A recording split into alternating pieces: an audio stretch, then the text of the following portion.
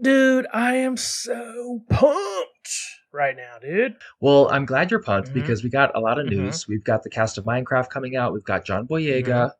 We've got the Bad Batch finale, and we got a potential new Jurassic Park world, or I should say Jurassic World movie. I don't know why I said park. It's just nostalgia for me. Anyway, moving on. And then we're going to do some reviews. We'll talk about some self-reliance, Mm, some Ted, mm, Percy mm, Jackson, and Aquaman 2. mm. The Joystick Show. How's it, sticklers? You know, it's the Joystick Show, where your three favorite brothers from Hawaii have gathered to talk story about things we've read, watched, or played. Shakas and mahalas for sticking around. If you fancy what you hear, please like and subscribe on the platform you frequent. I'm your co-host Drake, and that's Scott. How's it? And our third brother Thomas is out due to an upcoming procedure. He'll be back post-surgery closer to February. So we'll all be checking in with him pretty soon. But we're here on episode 126 or 6, if you would. Scott, are you super excited for this evening's cast? Dude, I am so pumped right now, dude. Wow. Well, I'm glad you're pumped because we got a lot of news. We've got the cast of Minecraft coming out. We've got John Boyega. We've got the Bad Batch finale, and we got a potential new Jurassic Park world, or I should say Jurassic World movie. I don't know why I said park. It's just nostalgia for me. Anyway, moving on.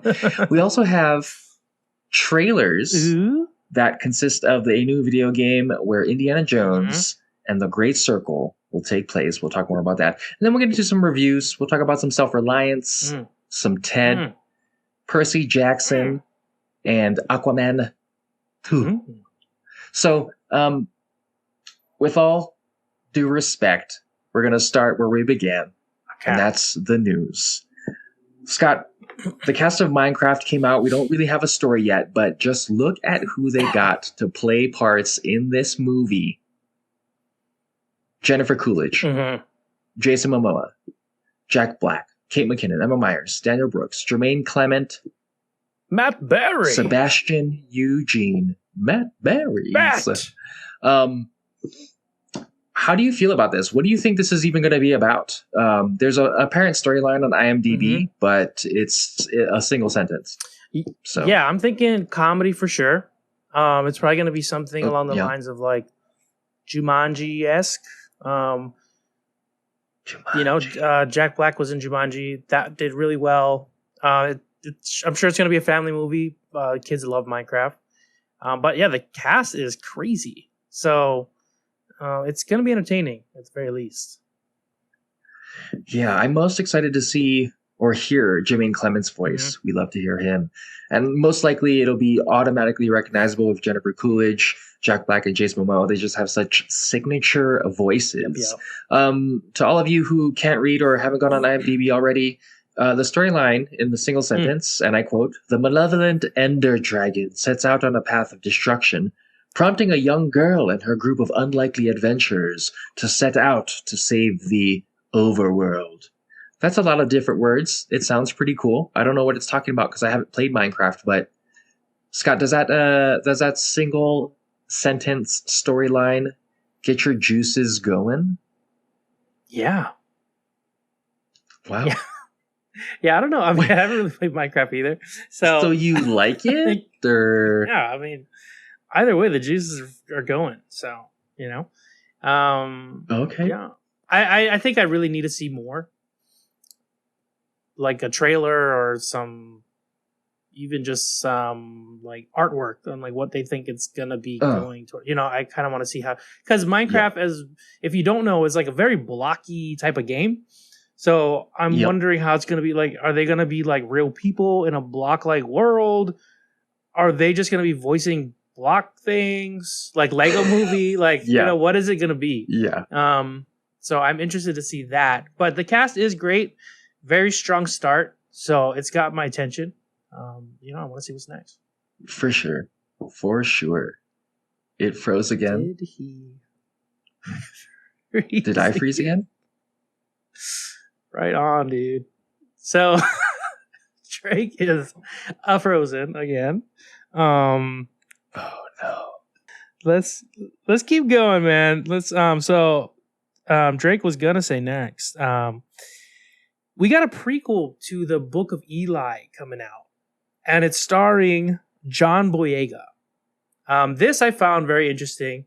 I know we were talking a bit about this off camera. Book of Eli, I think we all agreed, was a great movie. I really enjoyed it. It's been a while since I've seen it, but I do remember there being a big twist that made it like even better. And I don't know if these are just my first thoughts. Like, I don't know if the prequel is gonna, like, once you know the twist, like, I don't know if the prequel is gonna be as good. Like, I mean, I have faith that they're gonna write a good, script or whatnot, but it's hard to live up to that. Like, spoiler alert, if you haven't seen Book of Eli, he ends up being blind at the end of the. Oh, hey, are you back? Can you hear me? Oh, and I'm back. Nice. Okay, so I jumped to the next topic. John Boyega, Yep. Book of Eli. I don't know if that's possible, but how do you have you seen Book of Eli, the original one? I have. Yeah. So I told the people listening, spoiler alert, Eli was blind, right? And that was a big reveal in the end of the movie. Yeah. And the thing he was carrying as well was like a Bible, but I can't remember if he even had it or not. But I remember at the end of the movie, he had it memorized. So that was like the other big twist. Like, he was the thing he was carrying or whatever. And that's supposed to be bringing the world back together after 30 years after a big war left the world into like a wasteland.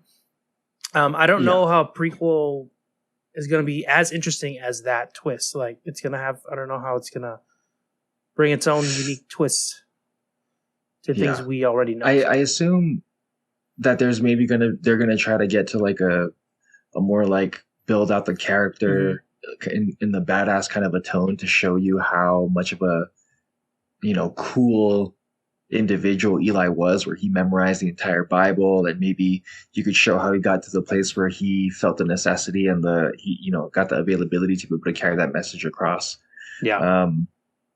I mean, how he went blind. I think it's just going to be more so of like a John Boyega acting class.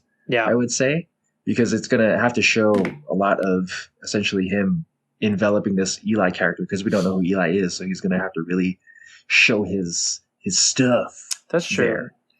That's true. You break it down like that. Another thing, I'm just thinking now, like, Book of Eli was almost like an old man Logan, and now we're getting regular man Logan in this prequel. Yeah. So I guess it would be, if we started with an old man Logan and then they were like, we're going to show you Wolverine younger, I'd be interested. So if I think about it that way, I think I'm on board.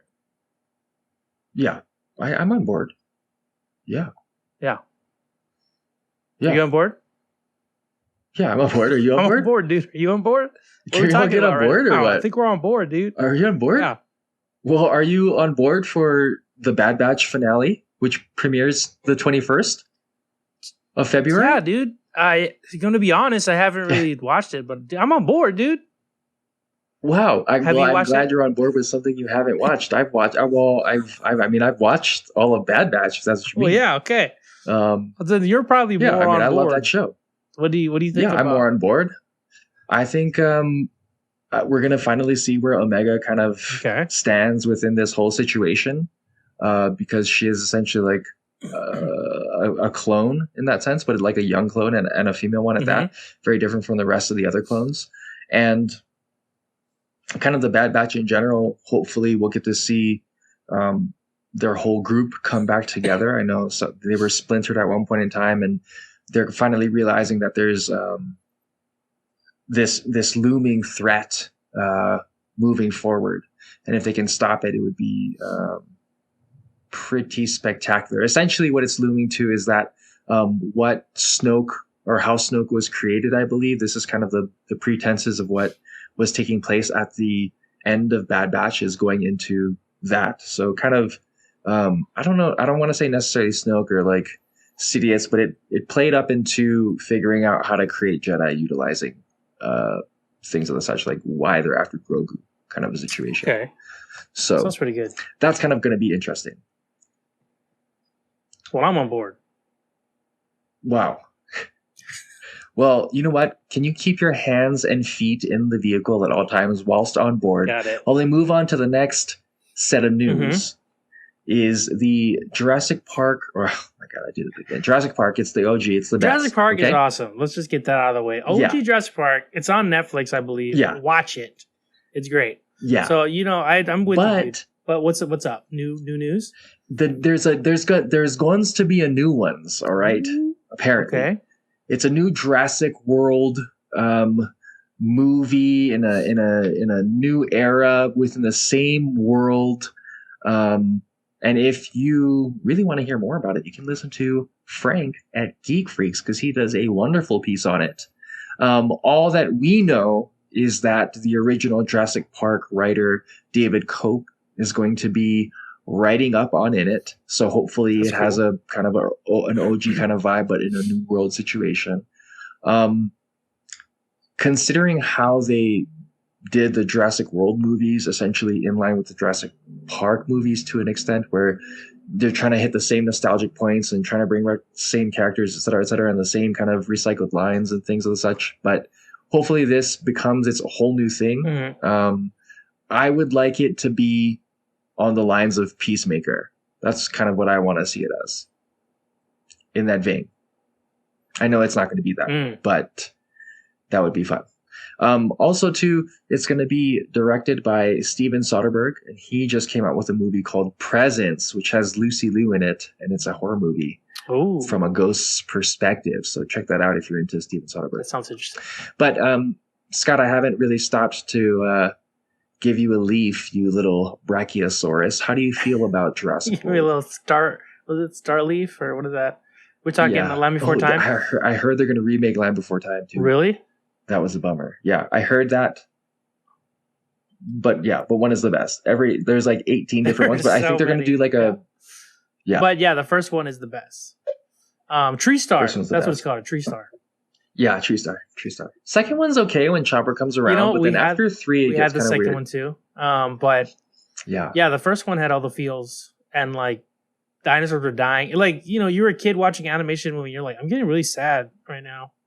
Like it's like one of those first movies you're like, I don't know, maybe it's good for kids to experience that. But it was a really good movie. I don't know how I feel about a remake. We'll see what happens.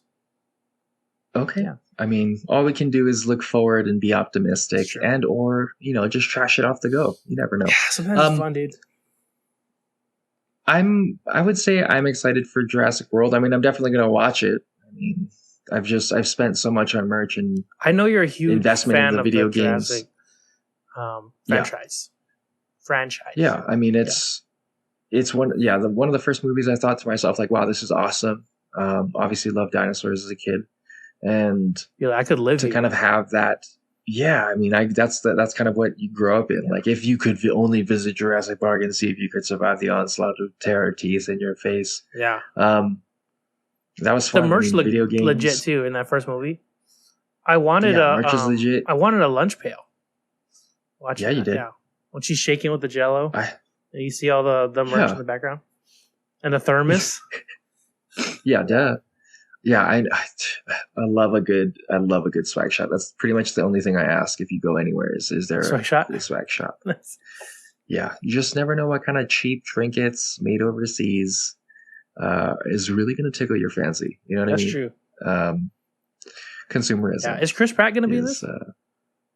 I don't think so. I think it's going to be a brand new, nobody knows nothing cast him about from what we've read. But could be good though.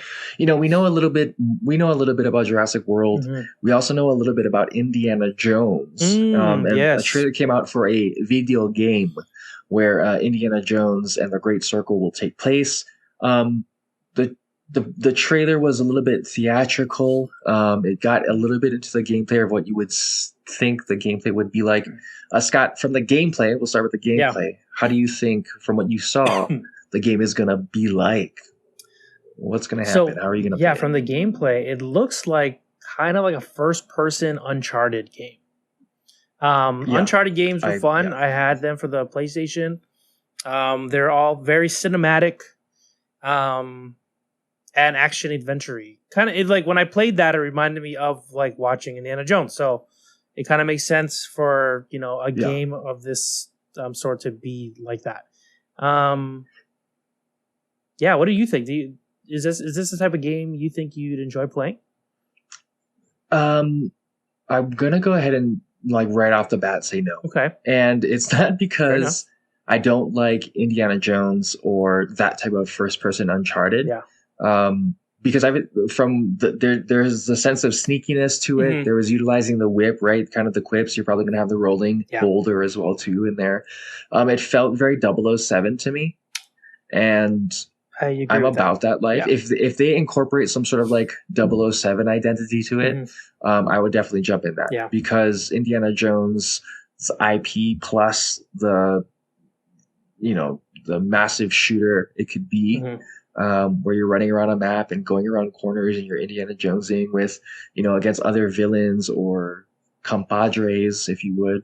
That'd be super cool. And that's what I hope it'll be. Obviously, from the trailer, we know a little bit about the character base and a little bit about the story, but in terms of the gameplay, I think it's going to be on lines of what you would want from this IP.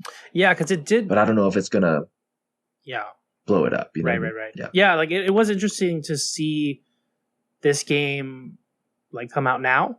Like, when I first heard about the title, I thought it was another Indiana Jones movie, but I guess games take a long time to come out, so maybe at some point this was supposed to come out before, and they want to make sure it looks good. Because judging by the trailer itself, like it does look like a really cool adventure game.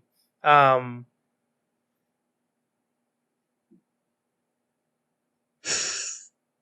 it looks like a cool adventure game, but I mean, and the graphics are like really nice, like even for a YouTube video, like it felt like it's like an A24 game. Yeah, it felt really good. And the it looked like maybe they didn't, but it looked like they did some sort of motion capture type of stuff. I don't know how much Harrison Ford had to do with this game. Even the voice actor sounds like him. I didn't get a chance to look up if it's him or not. Oh, Troy Baker. Okay, it's Troy Baker. I'm seeing it right now. So yeah, Troy Baker's awesome. And he sounds just like Harrison Ford, which is pretty cool, like a young Harrison Ford. The bummer for me was it's not for PlayStation. It's an Xbox or PC game. So if you got an Xbox or a good PC, this game's for you. But yeah, it definitely sucks. I was watching an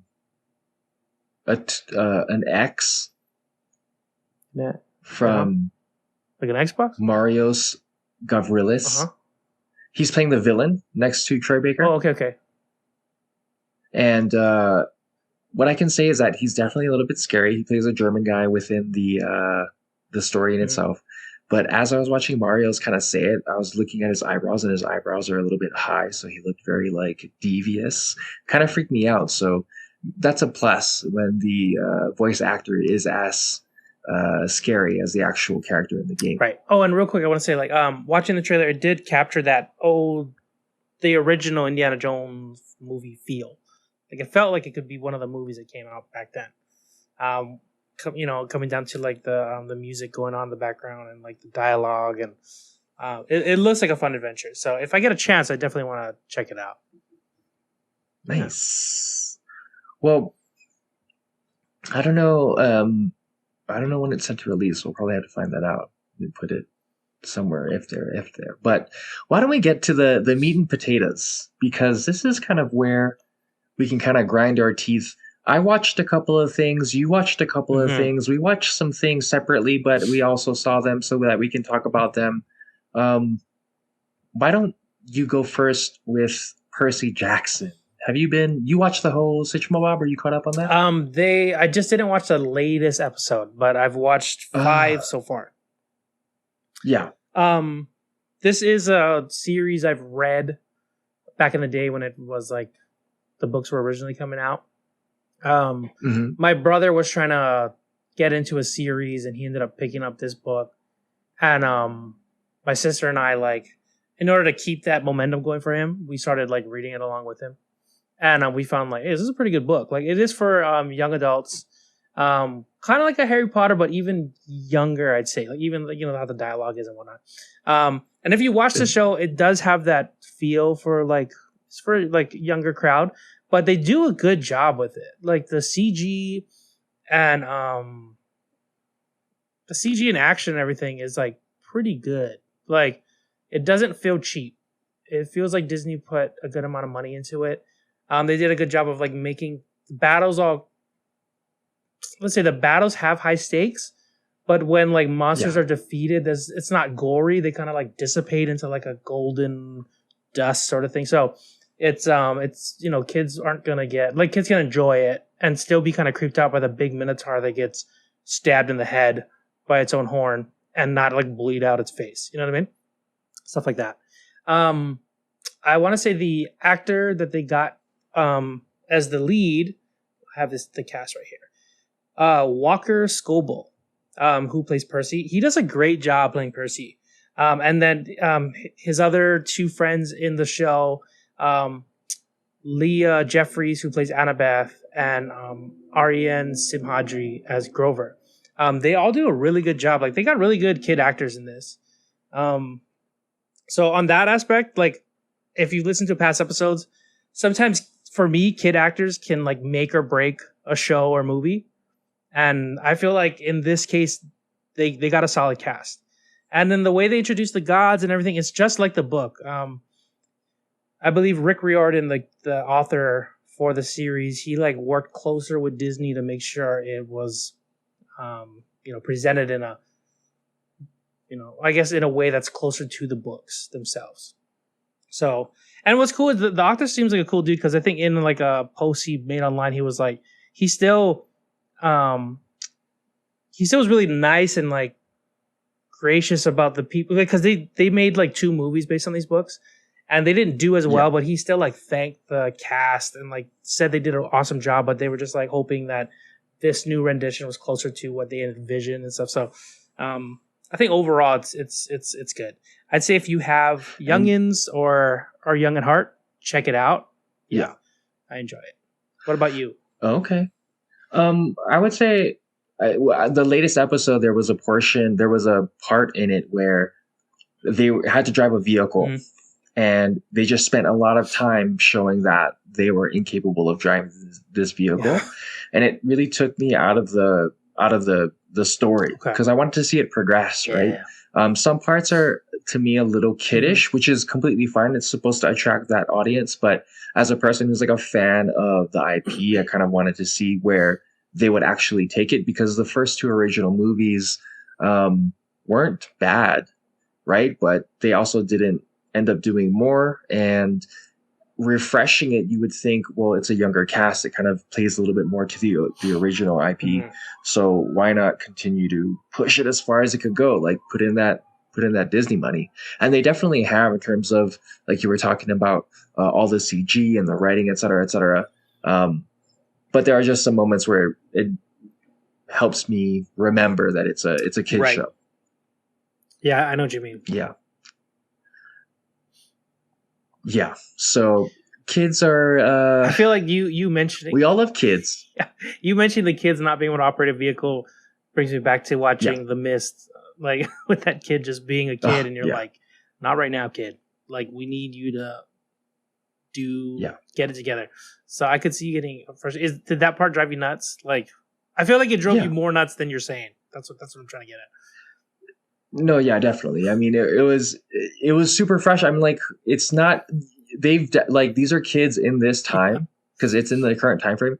They play video games, right? So to say that you don't know like how to drive a vehicle, and I'm not saying you obviously need a little bit of practice, but there's only 2 pedals and a steering wheel, right? That there's more complexity to playing Fortnite than there is to driving a car. That's fair, and like especially the driving games now. Some are so realistic, like you gotta literally put your car in drive, or so, you know, like, and you know, growing up, D is for drive, and then R reverse, and then you got 2 pedals, like you're saying. So that's all you really need to know, and turn the key.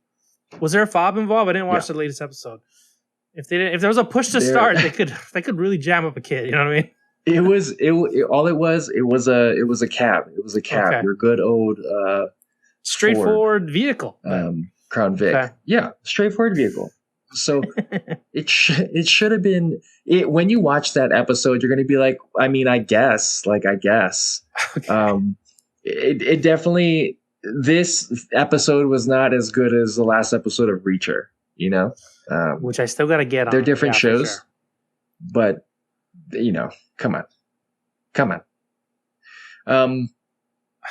So I guess from Percy Jackson, the guy from Reacher being Percy running around with two kids. Yeah, just dude. If Reacher was Percy, yeah, it would be a God of War situation. He should be Kratos. What are we talking? No, actually, Kratos. He's a lot buffer than Kratos. Yeah, but that'd be fucking hilarious. He's like, I'm 12. He's like this giant, it's what 6'7" dude or whatever the fuck he is. Yeah, it makes me want to hug my teddy bear, and you know, figuratively, I did, because I've caught up with the TED show, and I remember you have too as well, Scott. Yeah, because I believe it finished, but I watched up to episode 5. And last time we spoke, I had only watched episode 1, and I have to say the show just gets funnier. Like, it does. Is ridiculously funny. Yeah, super hilarious. Yeah. It makes me think Seth MacFarlane is a genius, or Seth MacFarlane is a genius, which he is. But his addition to the writing, to the character of Ted, just these small little things that the teddy bear says that like are logical and make sense, but are like super hilarious in the context of what's taking place. Are there any of those moments that stand out to you that you can just point to it and you're like, that's fucking hilarious? I think it's what makes it funny. There's like scenarios that stick out in my head. It's funny that Ted is like, his backstory is he got famous and then he's able to do adult things, but he has the maturity of like the kid he's hanging out with. So he's like a kid that can like, he's almost like Shazam. Like he turns into a man and he's able to, and he's a kid. Cause like the things that Ted and him like that episode where it's fucked up, but where they're being bullied and then they pretend to be the bully's dad, and like Ted's suggestions like tell him this, like, and like it's just that episode was so freaking funny, dude. And then like the way they first you're like, okay, I'm so proud of like him. You think you get it, and then it twists like they're really proud of him. And then they turn it like when it gets addressed, spoilers, when it gets addressed, like, you sick fucks for pretending to be my dad. And he's like, yeah, but like, look how far you came. You got a B+. We were there we were there for you. And he's like, yeah, you're right. It's like, yeah, it's like we're family now. And he's like, yeah, you're right. And like now they're family. Like, you went from a C+ to a B. See what you can do when you just apply yourself. Yeah, that's so fucking funny. Oh my goodness, the show is bananas. But like, it's like a live action cartoon. Like, I think Ted really helps make you suspend belief, like, of reality. Or it's like it's tweaked just enough where you're like, yeah, of course. Like even the Halloween episode, where like that random dude shows up and it's supposed to be his friend, and then like the whole thing is like they throw eggs every Halloween at people, and then towards the end of the episode, like they got to tie it back somehow, and it's like ostrich eggs. You know, it's like so bananas. Like this guy's like, I got all these ostrich eggs, and now he's throwing ostrich eggs off that. Yeah. Like the show is like a sketch show, cartoon, live action. Like it's so great, and it pushes the boundaries on like, I think because of that.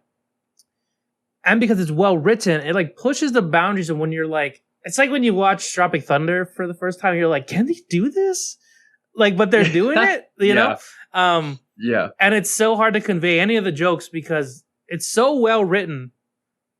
I would come off wrong saying them out of context. You know what I mean? Like you kind of just have to watch it. Yeah, I'll give you. I can break down one that happened in the Halloween one. It talks about essentially someone using their power for intercourse, and then it turning into someone who's insecure about being a furry. That was really hilarious. That those two topics hit in this show, and it's hilarious. It's poignant, and it's not so much so that you're like, "Ooh, that's offensive." It took place, and it's like you said, Scott.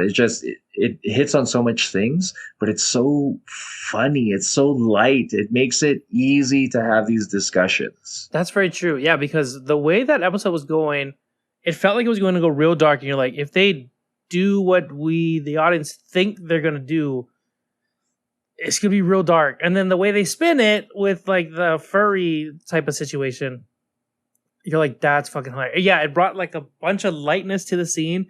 Still pretty dark, like, because, you know, you got to watch the episode. But yeah, the writing is so Did smart. You watch the one with Dennis the dump truck? No, I don't think so. That sounds good. Oh my god! So it's the latest episode.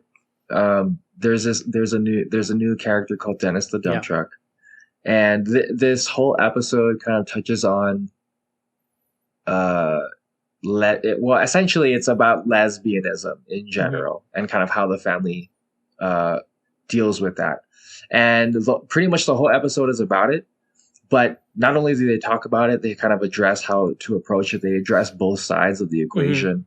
They do it in a way where almost like Growing Pains did, but in a much more funnier way, because you have this fucking talking teddy bear that blurts out all the things that you're thinking.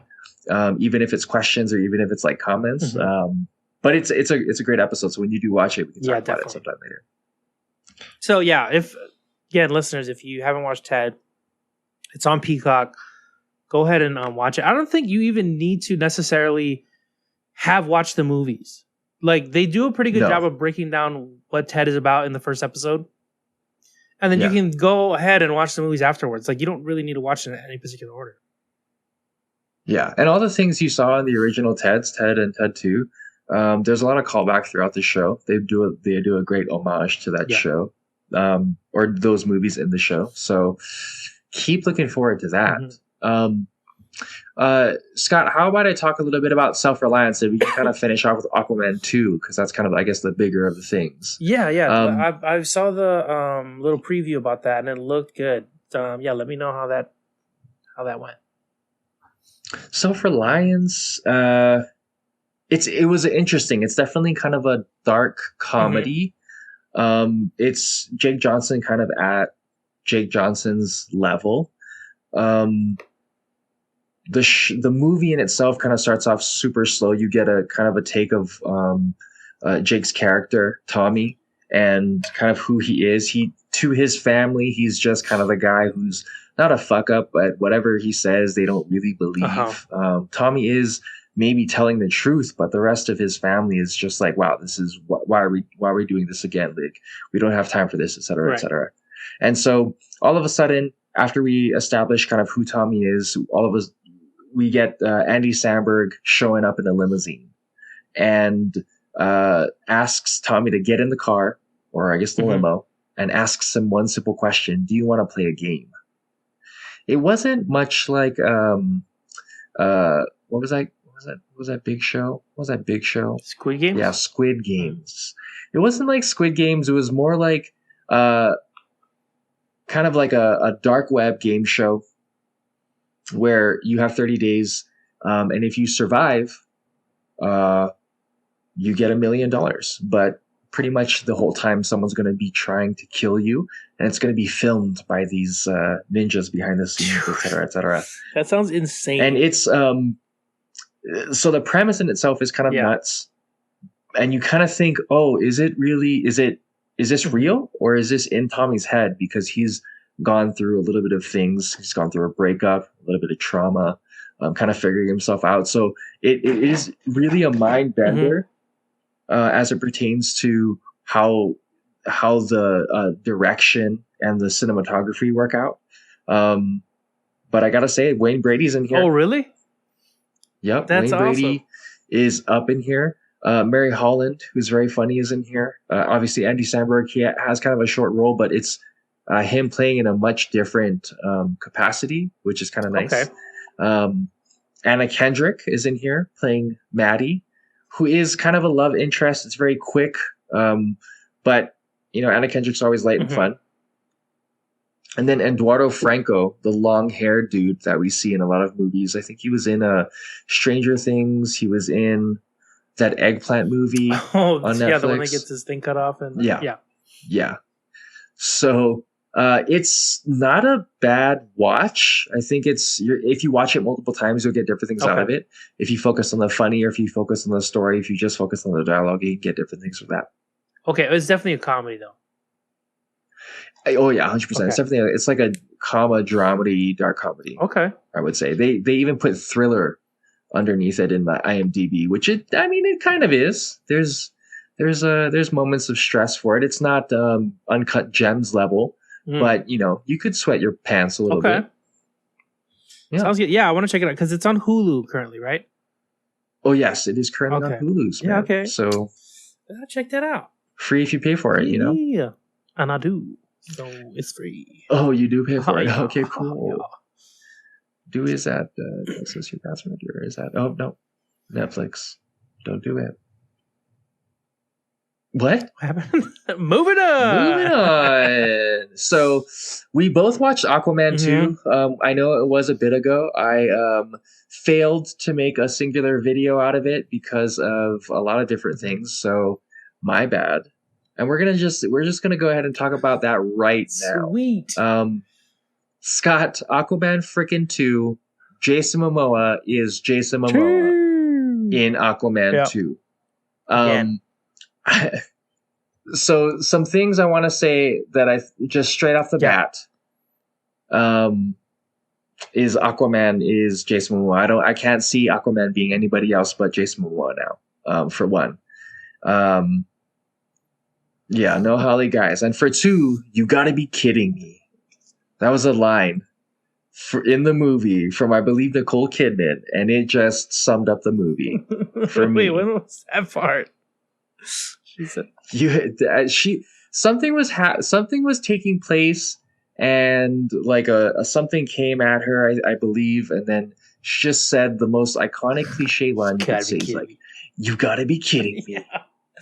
And I was like, wow. On that note, real quick to the first thing you said, Jason Momoa being Aquaman, I really do like that direction. Though I could, in a different world, I could definitely see the Patrick Wilson, the guy playing his brother, Ocean Master. Oh yes, he could be Aquaman. Yes. Yeah, I agree. Yeah, I can do that. But I think I know what you mean by that. Like, this movie definitely had I enjoyed it overall. Let's just say that, okay? I enjoyed it. But you cringed. It was, it was it felt a little more on the Fast and the Furious end of action films. The dialogue was a little more cheesy and predictable. It made you furious because it was kind of fast. Yeah. It was just it felt like they were just dude, we're just gonna have this happen and they'll fucking eat it up, dude. And then we'll just have this and they'll fucking eat it up, dude. Why are we even thinking out? Were you a fly in that writer's room? Because that's exactly what I think too. They'll eat it up, dude. Yeah, dude. Don't even make the writing they'll just that cut good. it up. It'll be like a sashimi. They'll just eat that shit up. Yeah, there's just certain parts. I'm they're really pushing certain jokes, and I'm it's not that funny. Yeah, certain jokes. Other parts I did find enjoyable, but there are definitely points in this movie where you're man. Let's talk about what we didn't like first. Okay. Like how Amber Heard and Nicole Kidman are essentially fourth person characters. They're so non-essential to the movie, and they're just put in there just to be put in there, which is completely fine. But I'm okay, that's cool. But you're essentially showing Jason Momoa, spoiler alert, as a single dad when we clearly know what took place outside of the movie. So it affects how we feel about and what we think about where Mara is in the whole story. Yeah. Because it's not like Jason's doesn't have access to Mara. Mara's downstairs in the aqua basement. You know what I mean? Yeah. So that was weird how they're portraying it's funny they portray it in a way where you're oh yeah, he's by himself. And then you're oh wait, he's not. He's not by himself, dude. He's still married. Yeah. He says, "Don't talk about my wife," or "Don't put my wife's name in your mouth," and slaps Chris Rock across the face. Yes. There were moments where he's where he's just yelling people out don't talk about my wife or something. And I'm like, that didn't come off as cool as he probably thought it would. Dude. And like, there's just moments where I was like, is Jason Momoa as good as I thought he was? Or like, I don't know maybe it was just like the writing and like all the things that were going on outside of this movie, reshoots, all this stuff. Who knows how much time they had to like, here's a new lines, go in and film it. How much of they're like, all right, they're kind of checked out already, whatever. Certain scenes felt like they were like, they just got the lines and they're like, first take, cut it. Like, I mean, it seemed like all they were doing was just, they were in Jason's yard and just, like you said, reciting lines. I mean, he's drinking Guinness. He's by a motorcycle. Like, he's in his garage. Like, what are we doing? Yeah. It felt like he was like, he's drinking his own brand of water in here. Yeah. There were definitely, what was it? Okay, I wrote down some stuff. Randall Park was funny. Randall Park was funny. And that's where I was like, those moments were good. I liked the addition of Randall Park, but then I also felt like they're trying to do a Marvel thing. Like, I just couldn't help but think like, this is like a 4 portion. Like the joke, some of the jokes were like, and I'm like, okay, it's a little more jokey. It's good. It fits, it's changed up the theme. It just feels like they're leaning that way, which, not bad, but I did like Randall Park. Different parts of the movie felt like when he's breaking his brother out of prison, it felt like a very like Ocean's 11, like a one-man Ocean's 11. They're like, okay, you got to go in. There's all of this and blah, blah, blah. Here's this suit that only turns you invisible for a minute. And it's like, and then here's your octopus friend, who they kept saying is really intelligent, but he kept shitting on him. Like, I didn't understand. He's like, oh, come on, keep fucking up, Toto, or whatever the fuck his name was. And it's like, he's supposed to be like really intelligent. Like, why are you giving him shit, dude? Yeah. And he was there to save your ass all the time. And they kept like, his name was Tom Curry. And it was, the octopus? No. That's the dad. What was the? No, it was like Kordax? Todo or Togo or something like that. It's not that crazy, but it was just funny how he's like, he kept going like, this guy. Like, and I'm like, what's your problem, dude? Also, I thought he could talk to like the sea creatures, so I thought there'd be more of it would have been funnier if he was like, if he was doing like R2D2 situation and he was like, and he's like, yeah, fuck you, dude. Like, and he's just like responding in ways where I'm like, we know he's one-upping him in dialogue or some shit. Yeah. I thought that was that Topo we're hearing. Okay. Yeah, Topo is the. But there's just little moments that kept it silly, but also I'm like, it could have been stronger. I think that's what it was. Like, I wasn't hating on it, but I couldn't help but think like this could have been written tighter, and it would have been funnier. 100%. Like if you're gonna lean funny, it could have been funnier. If Taika Waititi directed it, maybe it would have had a chance. Maybe. I mean, James Wan, I feel like did a good job because the action was like good. The action was on point. Yeah. Anytime they were like fighting and like, I was like, this is fucking cool. It was cool. It's where it shined, really. Yeah. I mean, seeing Jason Momoa in action and doing great action, it was on point. Like you said, the writing was super not good. The whole story plot was Lord of the Rings: Return of the King for me. I mean, where did this come from? Like, what are we talking about? And Frozen in the Antarctic? Like, what are we doing? What are we? Yeah. And then all of a sudden, there's like a secondary trident. Right? They're like, oh, he's releasing the mycelium, which is bad for the environment. And you're just like, okay, it's like one of those movies where they just created a new element or some shit. Yeah. And they're like, it's known. Yeah. But we don't know about it. It's not real. And then the island of big bugs because of greenhouse gases or something. And like, it was kind of bananas. Big Bug Island. Yeah. Big Bug Island. Yeah. It was straight bananas. And to be honest, like if you're listening to this, you're like, wow, I shouldn't watch that movie. You should definitely watch that movie. It's still a fun movie. Yeah. Like just because there's these instances of us being critical, it's because the expectation for us is a little bit high. But like when you're watching the movie, it's funny. It's you're watching Jason Momoa in his element, being Aquaman, and you're seeing some awkward moments. But at the same point in time, like, when are you going to see him as Aquaman again? And if this was his last time and he had a lot of creative availability, autonomy, I would say, yeah, I would want to do this because it's your everlasting impression on the people. And to me, Aquaman is Jason Momoa. And he solidified that with this movie because of how much of Jason Momoa is in Aquaman. So That's a pro. Yeah, as a pro. And What's another pro for you? Like him in that suit. I don't think a lot of people could pull off that suit, was but so that good. suit looks fucking sick. Yeah. Yeah, I definitely like Gen 2 suit versus Gen 1 suit. That suit is sick. And then I never thought a trident battle would be cool, but that was fucking cool. Like bang, bang, bang, bang, bang. You know, it's like just clanging and banging the tridents together, dude. And it's fucking cool. Just clanging and banging tridents. Bro, I don't think I'd ever say that, but dude, it's fucking cool, dude. Wow, they're just interlocking tips. Yeah. Getting deep in the dip. Yeah, I felt a little weird. Like the whole aspect of like the villain and everything, it felt very like I don't know, like it just wasn't as strong of a story. No. I was like, if they just wait a little while, make a stronger story. Like I'd love to see Jason Momoa's Aquaman just like in a solid story. But this is good. Like I'd still recommend if you like if you're looking for a fun action movie, like it definitely was that. I would say you know,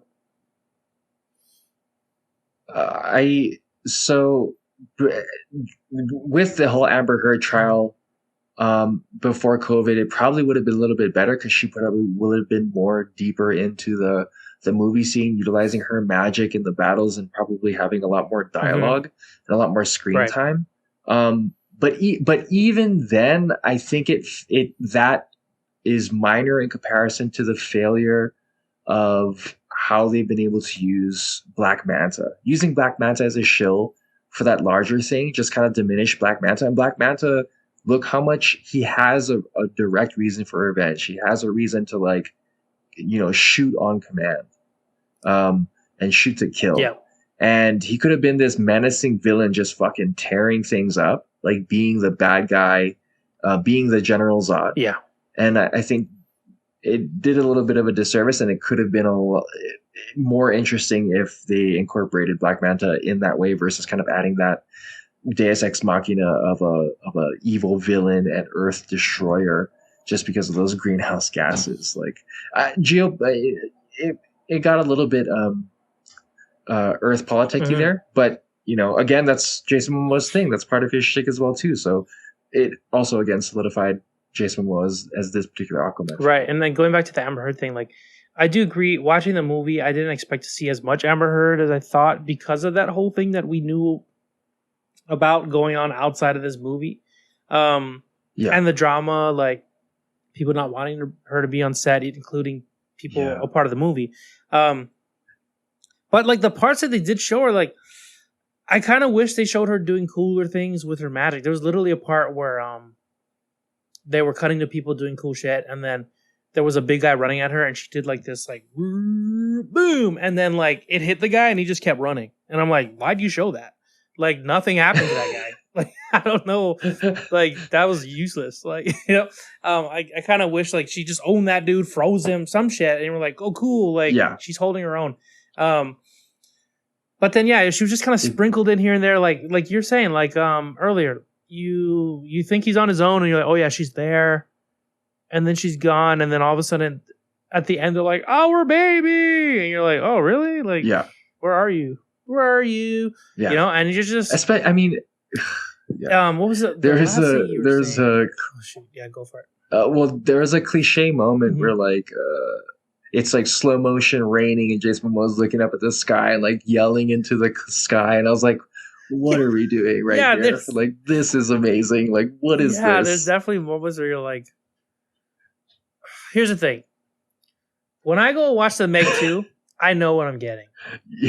The Meg and Meg 2. I know the cliches I'm getting. I know it's going to be like cheesy and stuff. And I'm ready for it. But this, I expect a little more, and I kind of got some of the Meg, which I like the Meg. Yeah. But. Yeah. You know what I mean? It's just like, I wasn't expecting the Meg. Aquaman. Yeah. And if, you know, I mean, I'd like to see that crossover if they're going to go full Meg and Aquaman. But, Aquaman and Meg. And he maybe rides it or something. But, there was just certain points of the movie that I was like, okay, yeah. But I think overall it was an enjoyable movie. It was cool seeing Martin Short played a voice in that. He was like that gangster. The shark? What was he? No, he was like something. He was wasn't he the big crab guy? No. He was the he was in that black market area or whatever with the hammerheads. Remember when they were all chained up and they went. Oh, he was like yes, that boss guy. yes, hilarious. Oh, Kingfish, Yeah. He was that. What was the other thing? The other weird thing was the Scott Pilgrim sound battle thing they did, where they were like, if they're using sonic on us, what if Sonic waves, Sonic back? And they like called all the whales and they all went, and then they broke the ship. I was like, what the fuck, dude? Turn the volume down. What the fuck's going on? I was like, that was so stupid. I was like, there's no... The sound waves penetrated Earth and space, dude. There's no way you get like 20 whales together. They just fucking destroy unbreakable ships. Dude. That broke through Atlantis. Pods of whales exist, bro. Okay, pods of whales exist. And Aquaman and King Orm can bring them together and harmonize like in sync. Yeah, that part was fucking bananas, dude. I was like, the ship exploded. I was like, what? Like... It was dumber than what I thought they were gonna do. I thought they were gonna oh my god, change something in their frequency or have something like that and be like, what if we tweak it? And then he's like, literally like, what if we just get whales together and do what they do best? Like, I was like, what? Squeak. You mean to tell me you could walk around and do that all the time? Like, why not just utilize these whales all the time and just demolish them? I mean, like, it was an interesting. That route was interesting. Like, it was interesting. Yeah, I still don't believe was it. Like, though. yeah, it's funny too in a movie where there's a fish man that goes like really quick through water yelling "Chee-hoo" and stuff. This is the part that took me out of it. I'm like, the fucking whale echolocation destroy a ship. I'm like, what? Anything's possible now, I guess. Like, yeah, dude. You want a championship? Anything's possible. After like giant. What did you think about the Jason Momoa and Patrick Wilson? Definitely was like. The brother relationship kind of really pulled through everything, you know, just kind of rekindling that part was family like, it felt over like everything, really, Ohana over everything. Right? And he's like, what did you think about the fucking like, cockroach bit? Trash. Like those moments were like really bad, because they just kept pushing this like little brother thing, and he's like, little brother, and he like runs off, and like Patrick Wilson's like, I'm not a little brother. Like it just felt like their characters were better than that dialogue. What was the other thing? The other weird thing I just thought was really weird. At the end where the other what the fuck is this guy name? Let me look up his name real quick. King Nerus. Dolph Lundgren's character. When he's like, help me! And he's getting pulled by that creature. And he's like, help me! And then Patrick Wilson like looks over and he goes, and he just goes off screen. Like, he's like, I'm definitely not helping you. And then he comes out and helps him. I'm like, if you're going to help him, why do you even look at him like that? Like, that's fucking weird. Like, I just thought that was a weird take. It was literally just to make us think he's not going to help him. But I'm like, if that was reality, why would you look at the person like, I'm still evil? And he's like, I'm not actually. And he never told him why he helped him or anything. He didn't say, like, for a second there, I was going to, it was none of that. So, those were the little things in this movie. It felt like maybe there were a bunch of reshoots and maybe they were going to go certain directions and then they had to pivot and do a different direction and they only had a good shot of this, so they had to keep that in and they just made it work. And if that's the case, then I guess they did a pretty good job. But overall, it felt kind of wonky, but a fun movie. So if you feel like watching a fun superhero movie, definitely check out Aquaman, but don't hold it up to the standards of the first movie, I'd say. Yeah. And Drake is still gone. So Drake, I don't know if you guys know, Drake's been dipping in and out. Here he is. Yep. Hey, I'm back. What did you catch last? Because I was talking about Jason Momoa and Patrick Wilson's brother Ohana pushing, and then the cockroach bit. Oh, right. Okay. It cut out before that because I thought you were done, so I just jumped onto there. That cockroach bit was kind of funny because especially us in Hawaii, we get a lot of those living in Hawaii. Yeah. And just watching Patrick Wilson bite the head off a cockroach was like, yeah, like that part was, he's like, yeah, it's shrimp of the land, right? Or something like that. But I was mentioning that their dialogue was was very simplified and didn't live up to the characters themselves. Like, No. Jason Momoa was very like, hey, little brother, and he runs off, and he's like, and then Patrick's like, stop that, and he's running after him. It was a lot of just that, and then I mentioned the and I mentioned Patrick Wilson doing a weird face before helping what's his name, Dolph Lundgren. Do you remember that part? Yeah. Oh yeah. He was like, he made like a maniacal face, and then ended up helping him, and I'm like, why'd you do that? Like, it didn't make sense. Yeah. So it was weird. Like, just to kind of push it in his face because he was in Rocky and he wasn't in Rocky. Like, that's probably it, dude. There's like off yeah. set Rocky talk. It's getting in there. Yeah. Jealousy, dude. Yeah. I mean, Sylvester Stallone could have probably been in this movie, and it probably would have been. He could have been the fucking crab guy. Yeah. Great. Hey, don't eat my legs. Need my legs. So stupid. Especially because the bit is he kept losing his arm. So you're like, don't eat my legs. Don't leave my legs. Adrian. Jason. All right, I can see it. What does he say? Aquaman. John D'Onofrio. Anyway, also too the kid in there was an interesting take too, because they gave a little bit more of like Black Manta could have been dark. Yeah, right? That's the thing. Black Manta could have taken his kid. It could have been a little bit more crazy, but so Aquaman 2 was good. But there are some things that I think you would have liked to see more. So funny. Guys, let's get this out of the way. If you're still listening, we like this movie. we like Aquaman 2. Okay. But it was shit. All right. No. Yeah, I kind of wish Black Manta was more of a threat. Maybe flex on his intelligence or something. Be more of a mastermind. Something. Keep double trapping Aquaman, like he's always 2 steps ahead. That sort of thing. Because he's obviously not stronger than him. So that could have been cooler. Instead, yeah, he kind of was like, just give him power, and he was just doing powerful things. Like, he got to just kind of match him with strength. But it led to really cool battles. So overall, it's still good. You give Aquaman a 7 out of 8? 7 out of 8? Yeah, you would? That's like a 9, dude. It's like a 9 out of 10. Like, so what, like a 3 out of 17 or like a 3 out of almost 4? Like, what are we can't even. Yeah. So it's like a 12 out of like 80. That's way less, dude. You're like on opposite spectrums.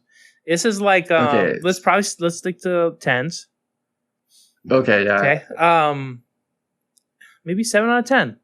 Or 6 7 out of 10? 6.5 out of 10. It's somewhere around I would say maybe 6.5 out of 10.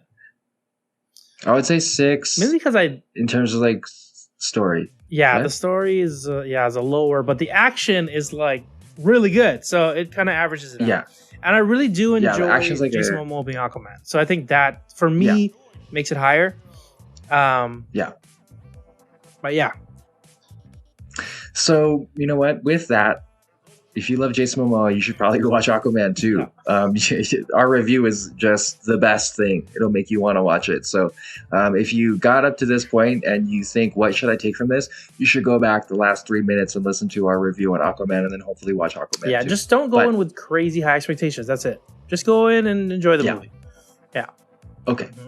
Done and done. Done and done. So with that, we can conclude our episode of The Joystick Show by saying our favorite catchphrase in unison. As always. So Scott, I'll let you. Yes. Okay. 3, 2, 1. Thanks for sticking it with us. The Joystick Show.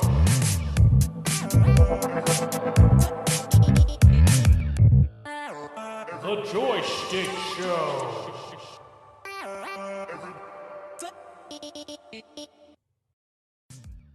If you've enjoyed what you've been listening to, we'd really appreciate a follow, subscribe, and a review. Just how we like chatting with our friends, please share this with yours. Feel free to join the squad and follow us at JoyStickShow Joystick Show on Twitter and Instagram, or anywhere you listen to podcasts. And if you feel like submitting topics or questions to be discussed on future episodes, you can email us at joystick.show@gmail.com. As always, thank you, peace out, and make it a great rest of your week.